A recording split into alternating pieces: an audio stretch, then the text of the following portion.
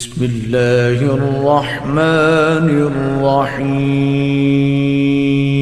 مومنین کرام، سب سے پہلے آپ کی چاہت، محبت اور خلوص کا بے حد شکریہ۔ ہمارے ساتھ کنیکٹ ہیں، چینل کو سبسکرائب کر رہے ہیں اور اپنی قیمتی رائے کا اظہار بھی کر رہے ہیں۔ پروردگار آپ کی دعاؤں کو قبول فرمائے، آپ کی مشکلات کو آسان فرمائے۔ اعوذ باللہ من الشیطان اللعین الرجیم، بسم اللہ الرحمن الرحیم۔ میرے واجب الاحترام مومنین و مومنات، السلام علیکم ورحمۃ اللہ وبرکاتہ۔ مومنین کرام، بڑی عظمتوں اور برکتوں والا مہینہ جس کا آخری عشرہ کوشش کریں پروردگار کو راضی کریں۔ تمام مہینوں سے بہتر مہینہ، جس کی راتیں تمام مہینوں کی راتوں سے بہتر، جس کے دن تمام مہینوں کے دنوں سے افضل، جس کی گھڑیاں تمام مہینوں کی گھڑیوں سے افضل۔ اگرچہ سال کے سارے مہینے اللہ کے ہیں، مگر رمضان کو اللہ سے خصوصی نسبت ہے، کیونکہ رمضان کا تعلق صرف خدا سے ہے اور یہ اسلام کا مہینہ ہے۔ اس میں اسلام کا دستور یعنی قرآن نازل ہوا، اس لیے ہمیں اس مہینے میں باقی مہینوں کی نسبت خدا کی قربت حاصل کرنے کی زیادہ کوشش کرنی چاہیے۔ اس مہینے میں مومنین کو چاہیے کہ قرآن مجید کی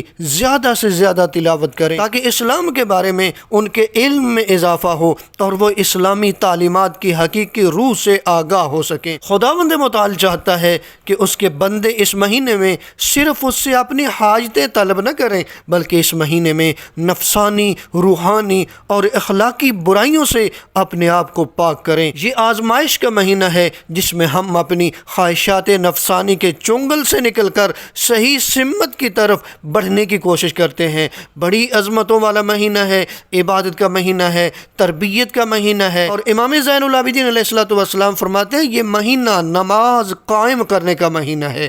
تو چونکہ یہ مہینہ خدا کو راضی کرنے کا مہینہ، عبادت کا مہینہ اور نماز قائم کرنے کا مہینہ ہے، تو آج ہم ماہ مبارک رمضان کی 25ویں شب کی نماز بتانے جا رہے ہیں، لیکن نماز سے پہلے 25ویں شب کی آپ دعا دیکھ رہے ہیں۔ اس دعا کو پڑھیں، پروردگار آپ کی دعاؤں کو قبول فرمائے، آپ کی مشکلات کو آسان فرمائے۔ اس دعا کے بعد مولا امیر کائنات علی ابن ابی طالب علیہ السلام کی بیان کردہ 25ویں شب کی نماز فرماتے ہیں 8 رکعت نماز ہے جو 2 کر کے پڑھیں گے، جس کی ہر رکعت میں سورہ حمد کے بعد 10 مرتبہ سورہ توحید پڑھیں گے۔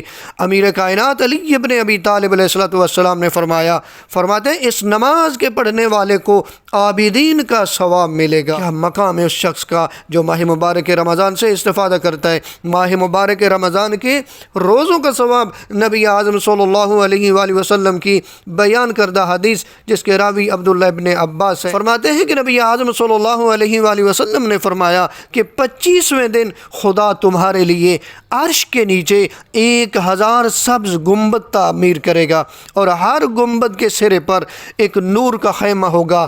اللہ کہے گا اے امت محمد صلی اللہ علیہ وآلہ وسلم، میں تمہارا پروردگار ہوں اور تم میرے غلام اور کنیزیں ہو، میرے عرش کے سائے میں بنائے گئے گنبدوں میں بیٹھو، کھاؤ پیو، تمہیں مبارک ہو، تمہارے لیے نہ کوئی خوف ہے اور نہ کوئی حزن و ملال۔ اے امت محمد صلی اللہ علیہ وآلہ وسلم، مجھے اپنی عزت و جلالت کی قسم، میں تمہیں جنت میں ضرور بھیجوں گا۔ تم پر اولین و آخرین یعنی امتیں تعجب کریں گی، تم میں سے ہر ایک کو 1000 نورانی تاج عطا کروں گا، تم میں سے ہر شخص کو نور سے خلق کیے گئے ناقہ پر سوار کروں گا جس کی لگامیں نور کی ہوں گی، جس پر سونے کے 1000 حلقے ہوں گے، ہر حلقے میں ایک فرشتہ کھڑا ہوگا جس کے ہاتھ میں نور کا ستون ہوگا، یہاں تک کہ تمہیں بغیر حساب و کتاب جنت میں داخل کروں گا۔